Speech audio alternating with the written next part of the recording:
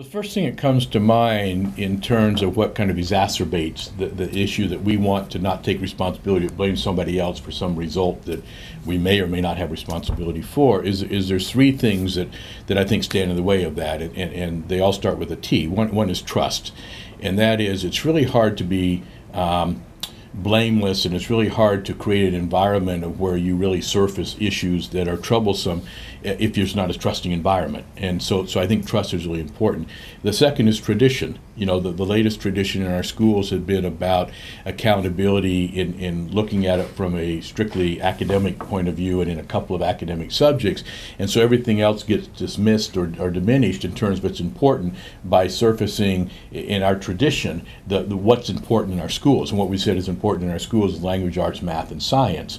And so we have to overcome the trust piece, we have to overcome the tradition piece. The third T is the territory piece.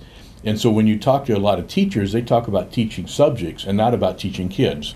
And I think that's really important. So if we could help schools create trusting environments, if we could help them reverse the tradition of blame and accountability being for some single subject knowledge, and if we could look at the territory as being more pervasive and more level, saying we're all responsible for every young person in our school, regardless of whether they're in our class or not, so that they're our kids, they're not your kids, and so that it's our school, it's not their school, and it's our classes, not my class.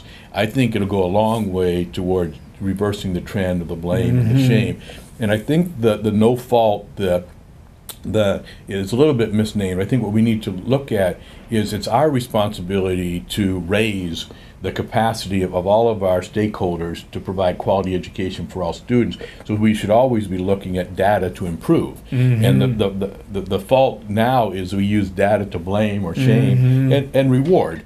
But let's use data as a diagnostic tool, and let's look at test results and say, how do we get better? If my students are not doing this one calculus problem well, how can I do it better? How can I teach it better? What kind of pedagogy can I use? So I would say if we can build trust, reduce and reverse the tradition of blame, and if we can advance a territory where there are kids in our school as opposed to my class and my kids and my subject, I think we'll go a long way toward narrowing that gap.